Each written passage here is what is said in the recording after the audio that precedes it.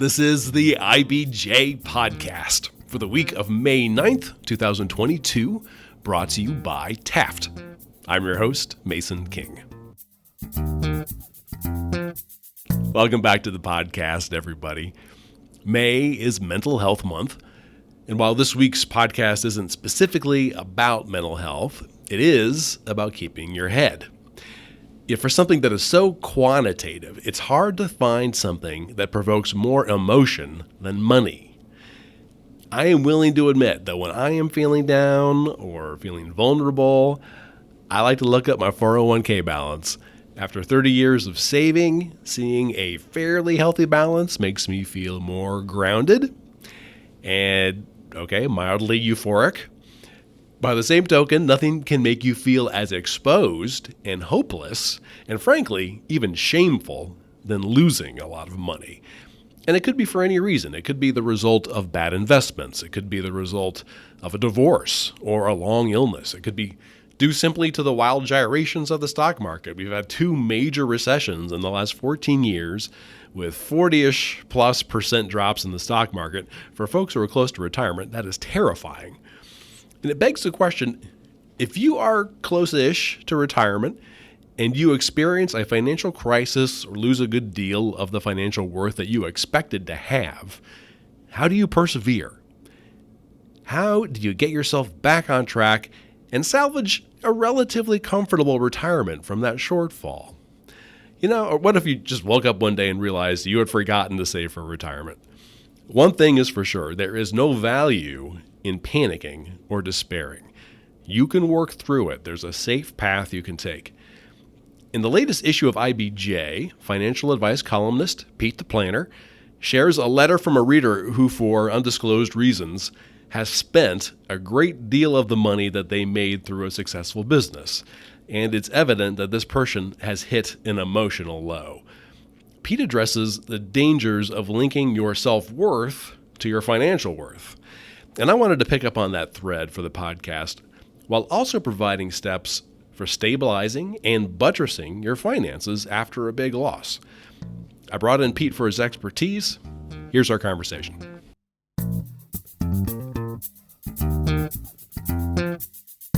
I am pleased to welcome back to the podcast Pete Dunn, aka Pete the Planner. How are you doing, sir? I'm doing well. It's May in Indianapolis, Indiana. There is no finer month. There is no finer time to live in Indianapolis. The 500 is nigh. There is a Grand Prix, copious amounts of precipitation. It's a great time. I really have to agree with you. And I wouldn't have agreed with you 2 years ago, but since my son has become obsessed with IndyCar, I have learned so much about it and am now so prideful of all the things, that are related to the Speedway and the 500. I really, really am looking forward to it here in my mid-50s. Finally, I've decided to get on board. So this week's podcast is for people who have discovered that their financial lives have gone horribly wrong.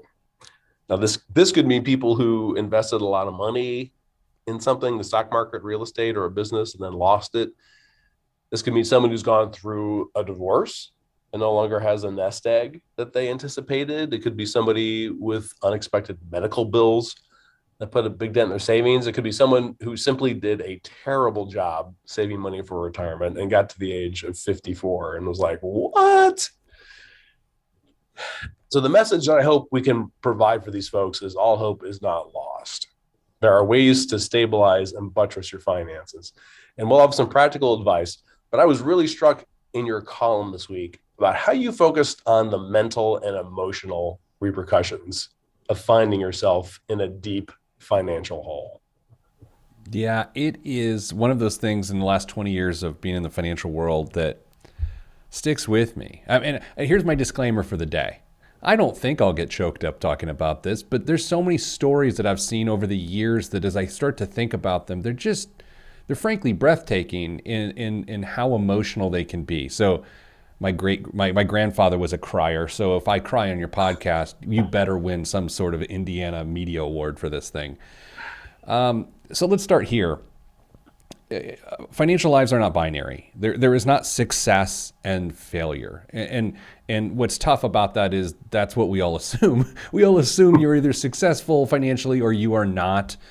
And so that's the first thing we have to overcome. But Mason, what I'll tell you, when you and I became functional working adults and we started to daydream about what our future had in store, you start to think about your life consistently getting better. You just think it's on this upward trajectory. No one sits back at age 22 and says, I'm going to lose half my money in a divorce, and then I'm going to have 80% of that go away from a medical situation, and then I'm going to lose my job, and then I'm going to be 58 years old and have nothing. And so it is such a shock to the system when things don't go the way of your daydreams that's where most people really struggle. Mm. Well, I want to focus on this letter that you shared from a reader who says, I ran a successful business, made a great deal of money, and had created a very comfortable life. And then due to what this person describes as a series of unfortunate events, they spent most of that money, and now they're in a very precarious position. And what you note is extraordinary about the letter is that this person acknowledges the amount of shame that comes from this situation. As they write, I'm just hoping you can say something to make me feel like something other than a failure. And that kind of harkens back to what you were saying about, the binary nature of how we see our lives. This person has decided that they are a failure. Yeah, you think about the different areas of your life of which you sort of measure your successes and your failures. In your relationship with behavior, for that matter, something like nutrition. I can't look at my nutritional life and the food decisions I make, Mason, and say to you here right now, I am a great success. In fact, I am not. I struggle. I struggle. Fitness, same. Relationships, I feel pretty good about the relationships I have. Some people struggle with faith. Other people's crossroads come in the form of money. And what's tough about that is, of all the things we've just talked about, the most quantifiable is money. And so it is the easiest to feel like you failed when the number is less than what you would hope the number would have been. And so when someone has one of these events, we like people to split the event, split the whole thing into three, right? There's the money aspect of it, which it always feels like it's about the money, but it rarely is. The event, which in itself is so traumatic. A relationship transition, a divorce, it's traumatic. Whether you wanted the divorce or not, it is traumatic. A medical condition, traumatic. And then the third element is the person themselves. How are they left to cope with what is less than ideal, what is suboptimal? And I feel like when people don't separate those three elements, the money, the event, and the mental wellness after the fact, when you conflate all of those three together, you have misery. And you can get to this situation where people have PTSD, seriously, as they're trying to deal with less resources as they get older, with fewer means to provide a stream of income as they leave the workforce. So what are the dangers of harboring these negative emotions? Where can those emotions lead you? I think back to middle school. I had this social studies teacher that had successories posters all over the room. Remember those kiosks? There was a kiosk at Lafayette Square. There was these really convenient sayings on these posters. And my middle school social studies teacher had one of those. And one of them said, when preparation meets opportunity, that is success. And I think about that a lot. I think about that successories poster because when you don't have a positive financial mindset, you're not prepared for anything. An opportunity can be right there in front of you, but because you've got so much baggage, you don't see it and your situation gets worse. I'll note this, and this is a much bigger concept that I don't know where we want to go with this, but this is a much bigger concept. We all know people right now in our lives who have stopped living because of what is going on in their life. They have stopped experiencing life. They've stopped going out of their house. They've stopped finding joy. And I'll say anecdotally, of the people I know in that situation, I feel like money or financial trauma is at the root of that. And as you look at that person and you love them or whatever, you just think, man, they're not enjoying life. They're not enjoying the joys of life. And I have to say, when you are so stuck in the trauma of what could have been, especially with money, you sort of set yourself up for that. I know that in recent years we've had a couple of stories of people who were very, very successful and then hit hard times and committed suicide. And so I just want to just point out to our readers, hopefully this is apropos, that if you tuned into this podcast because, you feel like you really are in a dark situation, you can always call the National Suicide Hotline. That's 800-273-8255. Again, 800-273-8255. You can also text them if you want to text them. Text the word home to 741-741. And that may be a better situation for you. And I don't want to bring up these the situations I'm referring to in particular, because that's just honestly, I feel bad about it. I think about those situations a lot. I just want to say, and we're not going to talk about the situations, not because we don't want to give it voice, because that's the whole point of this podcast today, is to give it voice.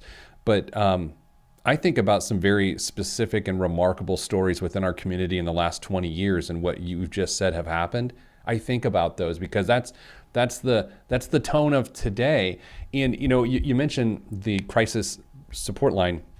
I happen to know someone who used to be an executive director of that line, and what they said to me always resonates with me when I think about people's financial struggles. They say oftentimes when people get to that point, it's not that they want to be dead, it's that it hurts so much to live. Right? And so if you get to this point where you are obsessed with what your financial life used to look like, and now you are faced with the realities of today, you can start to see how those feelings can escalate. So what I'd love to do is to talk about, if you find yourself in this situation, how do you turn the wheel? How do you get to the point where you can sort of recast your thoughts about your financial lives? And I don't want to say recast your dreams. That's a little heavy-handed for me today. But you can certainly set some new goals around what's coming. That I assume that when you are, or that nothing really can make you feel more powerless and more afraid than losing money. And that when you feel powerless and afraid, you tend to make dumb decisions. Can you kind of kick off this part of the conversation talking about what are some of the dumb decisions that people make, inadvisable decisions, when they find themselves in this incredibly anxious mindset? Yeah, inadvisable is probably the best way to go with that, right? Yeah. It's that with all the stress and chaos, you go to make the best decision you can, but since you're so clouded, you end up making a rough decision. You'll end up borrowing money from family, which sometimes is a solution, but it is generally not a great solution for anyone involved. You can end up just giving up. I mean, there's situations where people just quit their job, or you're just like, well, we'll just see what happens. That's not good. And I would also note, what people often lose when they get in this situation is they lose control over the idea that they can be the solution to the problem. I think we're talking about this with my executive team this week. My favorite thing about problem solving is I think it is a privilege to solve a problem. That's why my entire company is based on solving people's problems. Like, I think it is a privilege to solve a problem. And when you are feeling down financially and it did not go the way you want, Mason, how privileged do you feel in that regard? You do not. You lose your mojo, right? I mean, that's what you could call this episode, Mason Talks About People Losing Their Mojo. That's the title. Go ahead, print it. You get the long tail keyword search on that. You're golden. But that's what this is about. It's like, how do you regain that? I think it has to do with going back old school and taking a look at what the expenses have turned into and what the income provides. Yes, I'm talking about a budget, go figure. But when things are so painful and so bad in a particular area of your life, most people just close their eyes and don't actually look at the real data because they think it'll be so painful, and it will be painful. But with that pain, with that awareness, will start to wear off, especially if you get a professional involved. Yeah, and I'm ready to say, we probably just say right off the top, that you probably need a financial advisor. If you have the means. I don't disagree with you. I want to offer something else here. Sure. I think you need someone to listen to you. Most financial advisors don't do what we're talking about here. If someone had a bunch of money and then doesn't have a bunch of money, a financial advisor is generally for people who have a bunch of money.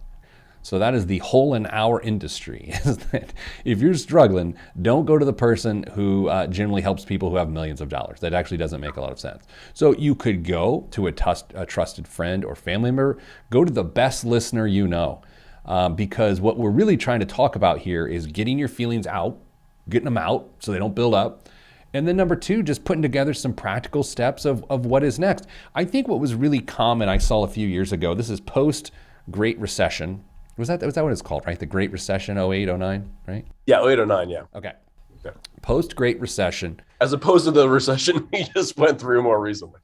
Yeah, so what I really saw is that I saw a lot of people post 50 years old who, for one reason or another, looked up and saw that they had nothing, right? They had a job, they had no assets, they maybe even had a mortgage, maybe they had some future obligations like college expenses for their kids. And I think if you wake up at a monumental age, like 50 years old, and see that you have nothing, it can feel like game over. And the reality is, at 50 years old, with 17 years left in the workforce, you actually should be fine. It just feels culturally like a really bad thing. I don't know why I'm talking about another publication on your podcast, but when I did a series for USA Today a few years ago of like broken 50, what do you do? Right? And the idea was, if you are broken 50, by all means, it's not over. Things are actually fine. I think you only need about 15 years to reconstruct a financial life from scratch. 10 years is possible. 5 years is pretty tough. Yeah. Okay, let's say I'm broken 50. Walk me through the steps. Starts with the budget, right off the bat. No, I'm a dummy. I don't know how to make a budget. How am I going to learn how to make a budget? Yeah, no, that's actually a really good question. I don't want to say that every other question you've asked me on this podcast for the last 2 years was a bad question, but that was a really good question. A budget itself, just the word budget, it turns people off. No offense, dental listeners. It's like a root canal. No one wants to hear about it, okay? So for me, it begins with, when does your income hit your account? When does your income come into your life? Like, if you get paid on the 1st and the 15th of the month, just acknowledging those times, adding up those two deposits, and you start with the income available to you. Then all you do, and I think it's the simplest way to do it, is you go to your bank account or whatever you primarily spend money out of, like a debit card or credit card. Then you just classify all the expenditures and you see how this matches up. You say, am I living beyond my means, or am I living within my means? Am I spending more than I make, or do I make more than I spend? And so that could take you a week. I mean, it could also take you 30 minutes, but it could take you a week. And I think it's worth really living in that space for a little bit and not getting too quick with understanding what that looks like, because the end goal here is to, I guess I'm revealing the truth of this all. At that point in time, if you're broken 50, your best chance to retire successfully is to get to the point where your Social Security funds match your needs. That's it. That's the method. Okay? So what's strange about Social Security is, and I say this respectfully, is that at a certain income level, it is incredibly adequate and actually easier to retire on than those who make double that and then have to recreate the income with assets they've accumulated. So that's to say, for some people, if you're broken 50, it may not actually be that bad, because you have a huge replacement value that is your Social Security benefit. And then all you have to do over 15 to 17 years is to wean yourself off the income, which is in excess of that amount. Oh, this is great. To me, this is a novel idea. So wait a second, you're saying all my other ideas in the last 2 years have not been novel, and this is a novel idea? Those are your words. So I think most folks know, the longer you wait to collect Social Security, the more that you will receive. And I think, is the top out right now at 70? Yeah, 70. And I mean, not to go down this path, it needs to increase. I mean, it needs to go to 72 and all those sorts of things, but I don't know if the courage exists right now for the people that need to make that decision. Right. So you wait till you can get to the point where you've topped out with the Social Security benefit, and you just make sure that your lifestyle can be supported by that benefit. Yeah, I mean, you literally go to irs.gov, you calculate what your Social Security benefit amount will be at age 67 or 70. You look at that amount, you see where your income is now, and then you just make sure that the need that you have, the obligations that you have, fit nicely in your future income available. Wow. That is super easy. You know, the weirdest part about this, and this is not helpful with rising interest rates, but this is also true. Mason, I've seen people broken 50, find themselves with a mortgage, choose to get a 15-year mortgage or find their way within a 15-year mortgage, or they find that their mortgage will be paid off within the next 15 to 17 years. And so what a person ends up doing is slashing their largest expense item, and they match up that slash, the final payment, with when they take Social Security. So what it might look like is you reduce the need of income by 25% because that's what you allocate towards your mortgage. At the same time that you take on that Social Security amount and retire from the workforce. And again, it's a little spooky how convenient that works out. Okay, let's take a quick break to hear from our sponsor. This is the IBJ Podcast. Taft, today's modern law firm. With more than 625 attorneys across 11 offices, we provide solutions to the business issues facing middle market and emerging companies alike. We do this through a highly collaborative and inclusive team approach. Taft, the modern law firm. To learn more, visit taftlaw.com.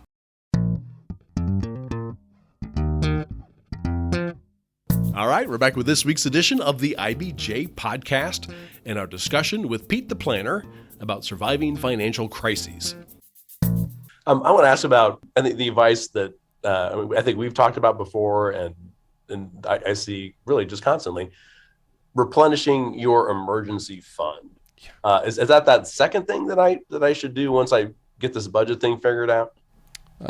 Yeah, actually, because if you terrible metaphor time. Do you have like a stinger you can put in the podcast? It's like Pete the Planner's terrible metaphors.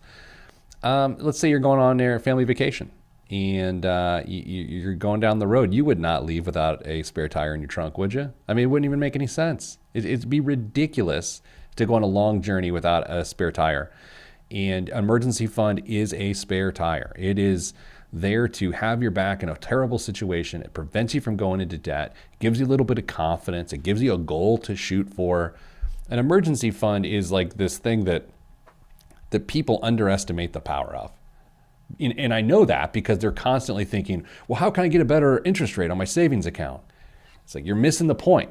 The point of a spare tire is not how many miles you get out of it, because you're trying not to use it. It's for an emergency. Same thing with savings accounts. Of course, I say this during a rising interest rate environment where people are looking at bonds and everything else.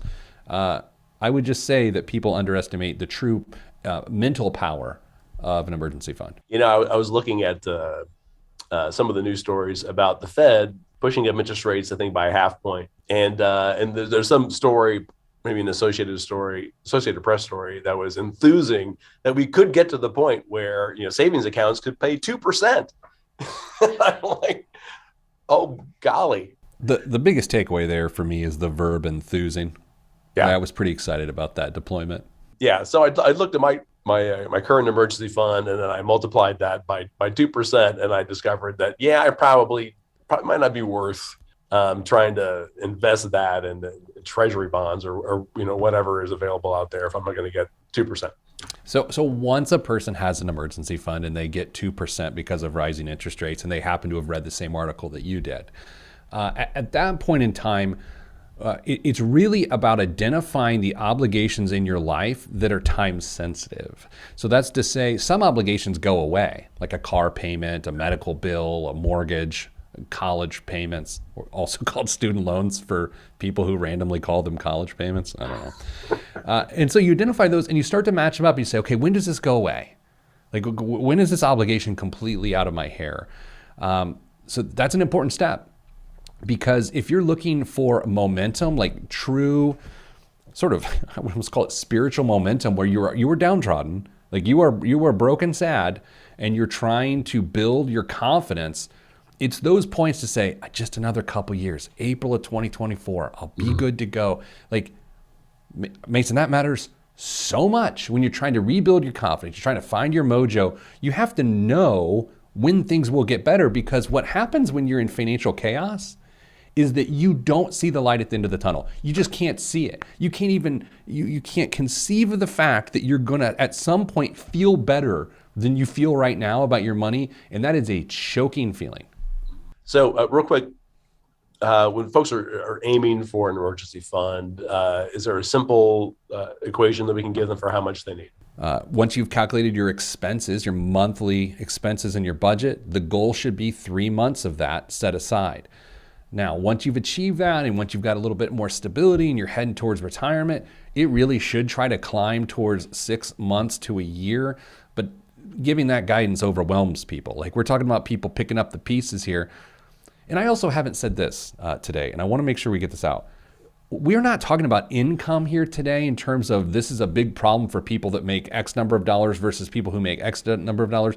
This challenge we're talking about today is all encompassing of all income levels. Because the point of the email from the reader this week in my column was, you could tell that person probably was making deep into the six figures. The person was fine. They'd arguably made millions of dollars and they had all gone away. This has nothing to do with income whatsoever. It has to do with the events that life has dealt you and how many of those resources which you had once accumulated you needed to deploy to deal with those issues. What about paying off debt? Is that my next step? Yeah, and really the thing is you can try to time that up with retirement as well. And that's the weird part about this. If you time up paying off debt, whether it's a mortgage or credit cards or a bookie for that matter, and you tie it up for when you transition onto Social Security retirement income, it's pretty convenient, it's pretty tight, and it works. And we're having this conversation here, and I'm thinking of an old client of mine back when I was a financial advisor that did just that. She was able to take care of her debts, which once I think she was 52 or 53, just tens of thousands of dollars of debt. And what she was able to do over time is just to make that part of her strategy to retire. And so it all fit together really nicely. The good news is she started to catch some breaks. When success is when opportunity meets preparation, she started to see a little clearer because she wasn't so convinced that downtrodden was her path in life forever. I'm assuming you want to pay off your higher interest debt, your credit card debt, for example, first? Yeah, technically that's the best way to do it. But I'll say, depending on the situation, it's sometimes better to pay off the lowest balance first because you get that momentum. Anytime you see a zero balance on a debt, it does convince you that you're making progress. If you've got a giant debt with a huge interest rate, I can tell you the interest you're saving by doing it that way, but it doesn't feel as good as a zero balance does. And then on top of all this money management, what about investments? Refocusing any of your existing investments, rejiggering your plan. And I would assume you would want to try to sock away as much as you could as quickly as you can so you could take advantage of compounding returns. That is true. And I don't want to be dismissive of what you've just said. I'll just find that has a lot less to do with it than people think. You've got 10 years, 15 years for your money to compound. That is not a lot of time. That is likely one compounding within that time frame, which is not a lot. The point of saving at age 22, which Mason, you are not 22. The point of saving at 22 is that you're going to have 4 or 5 compoundings, right? And so this is really about making sure you live within your means and that the income available at retirement can provide for that. I will say, I have seen people get distracted by the investment side of this. Oh, I got to get a 18% rate of return for this to work. It's like, Jimmy, you're missing the boat here. This has nothing to do with this. This has to do with the decisions you make on a monthly basis.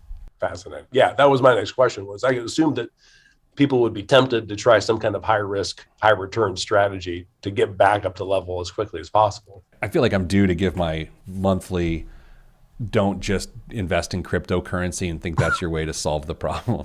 Please do. I think eventually I'm going to be known as the guy that said like the internet was a fad or something with my insistence that people who are struggling should not go all in on cryptocurrency. I mean, that will be my legacy. On my tombstone someday, do people call them tombstones, grave markers? No one cares. It will say the internet was a fad. Good luck, or something like that. What about, let's say you have some funds left in your 401k. What about taking out a loan against your 401k? No, it's not generally inadvisable. I think that is a break glass in case of an emergency. And the tough part about that is we're just describing a process right now, Mason, and that is an emergency. But I still don't want people to really do that. What about getting any kind of loan at all from any source, remortgaging your house, getting the equity there? The one that makes some semblance of sense to me is using equity within your house, but I don't like it to start the process because if you haven't solved the underlying behavior issues and cash flow issues, you just use your get out of jail free card and your problem gets worse. So I do like to see a home equity line be involved, but not until 1, 2, 3 years down the road. We talked a little bit about either postponing retirement or just timing your retirement for Social Security. I guess maybe nothing's stopping you getting a second job. Yeah, that's true. And I think that's a good strategy, but it's finite. Hustle's one thing. Willingness to work is another thing.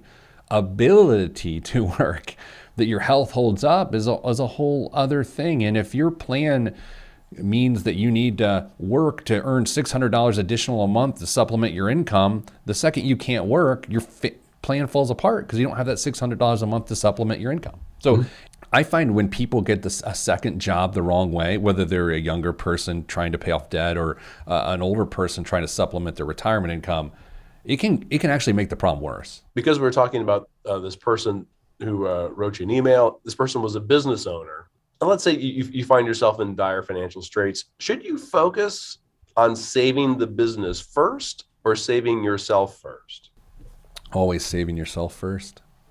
There's this idea that your business can get you out of a personal financial jam. I don't buy it. I think it's your personal jam that needs to be fixed so you have the stability to move on. All the resources in the world don't matter if you're not resourceful. So to have the business create more resources for you until you've solved the resourcefulness issue just is a wasted effort. And I've seen that go awry a bazillion times, which is, of course, hyperbolic. It probably a dozen. But again, it's smarter to shore up your boat before you try to shore up the steamliner. Yeah, you're just trying to take control of your life. We overcomplicate money.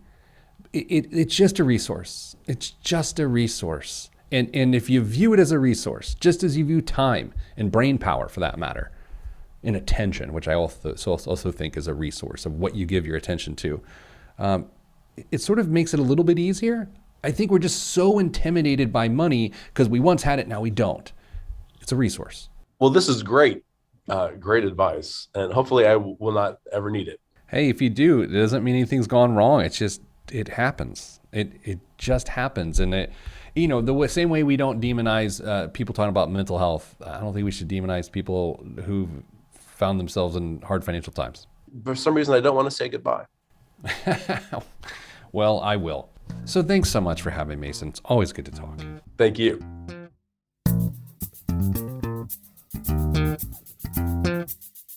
My thanks again to Pete Dunn. And a quick reminder, his column on personal finance appears regularly in the print edition of IBJ, and you can find several years' worth of his work at IBJ.com. And before you get on with the rest of your week, there are a few stories and features in the latest print edition of IBJ I want to draw to your attention.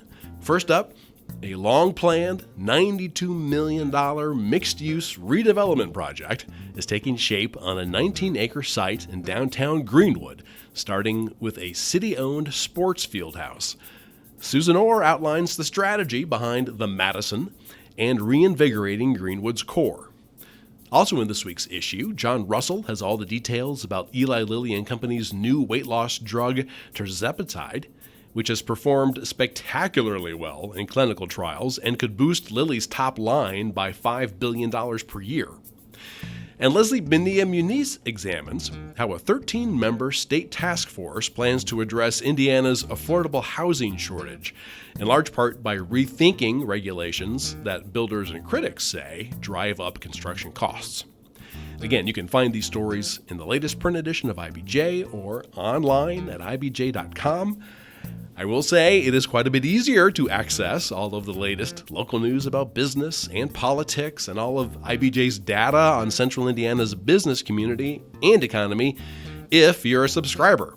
It works out to about $2 per week for actionable information you're not going to find anywhere else.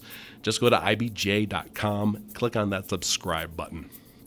And thanks again for making time this week for the IBJ Podcast, which is edited by Leslie Weidenbender. I'm Mason King. Hang in there, everybody. We'll be back again next week.